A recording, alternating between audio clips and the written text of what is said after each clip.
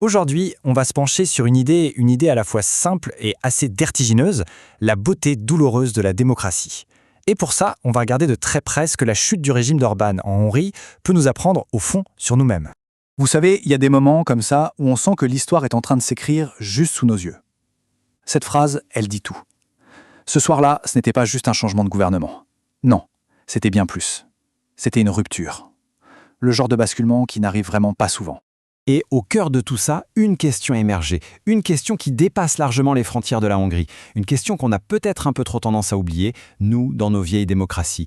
Et c'est cette question qui va nous servir de fil rouge. Bon, pour bien comprendre le choc que ça a été, il faut d'abord qu'on regarde ce qui était en place avant.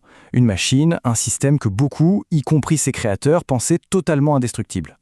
Il faut bien réaliser ça. Pendant 16 ans, le régime d'Orban, ce n'était pas juste un gouvernement de plus, c'était un vrai labo, un modèle qu'on étudiait à la loupe un peu partout. Pour ses admirateurs, de Paris à Washington, Budapest était devenue la capitale d'une nouvelle idée. Comment on peut vider une démocratie de sa substance sans jamais officiellement l'abolir? Alors, comment ça tenait tout ça? Eh bien, la mécanique, elle est assez fascinante. Les analystes appellent ça des verrous institutionnels. En gros, on prend le contrôle des médias publics, on réécrit les lois électorales à son avantage, on s'assure que les tribunaux sont dociles, bref, chaque pièce du grand puzzle démocratique était méthodiquement cadenassée. Et c'est exactement ce que nous dit ce chercheur. La chute du régime, c'est la preuve que même ces systèmes qui paraissent en béton armel peuvent en fait être renversés. Et c'est un point crucial, parce que Budapest était vraiment devenu une vitrine, un modèle pour plein de mouvements similaires en Europe. Sa solidité, c'était sa marque de fabrique. Alors forcément, sa chute s'envoie un message incroyablement puissant. Allez, on en vient maintenant à ce qui a tout fait basculer, parce que ce n'était pas seulement une élection, c'était un vrai vote contre une forme de fatalité. Regardez-moi ce chiffre. 77,80%. C'est le taux de participation. Un record absolu depuis la chute du communisme. Franchement, à une époque où on se dit parfois que ne pas voter, c'est presque un signe de lucidité, eh bien ce chiffre, c'est un pur acte de défi. Et c'est ça qui est dingue en fait. Ce n'était pas un vote naïf. Les gens savaient très bien que les dés étaient pipés, que le jeu était truqué. Mais ils sont allés voter quand même. Pas par confiance dans le système, non, mais par pure résolution. La résolution de forcer cette machine, même biaisée, à entendre leur voix. Et au fond, n'est-ce pas ça, l'acte démocratique le plus pur qui soit ? Et ça nous ramène à une idée beaucoup plus profonde, que Tocqueville avait déjà comprise. La démocratie, ce n'est pas un état de fait, quelque chose de confortable et d'acquis. C'est une tension, un effort de tous les instants. C'est un travail qu'il faut recommencer, sans cesse, pour éviter qu'elle ne s'épuise. Les Hongrois, en un seul dimanche, l'ont rappelé au monde entier. Forcément, une telle défaite, ça n'a pas secoué que la Hongrie. Ça a provoqué des ondes de choc bien au-delà de ses frontières, et ça a marqué, d'une certaine manière, la chute d'un modèle international. Pour bien comprendre l'onde de choc, il faut juste en fait regarder une carte. Orban, c'était devenu un acteur central. Un opposant majeur au sein de l'Union européenne, un allié de poids pour Donald Trump, un partenaire crucial pour Vladimir Poutine, et puis celui qui bloquait régulièrement l'aide à l'Ukraine. Budapest était devenue une plaque tournante de ce que certains appellent l'international réactionnaire.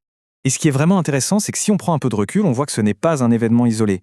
Quand on regarde la tendance en Europe, on s'aperçoit que cette défaite, elle suit d'autres revers pour des figures du même courant.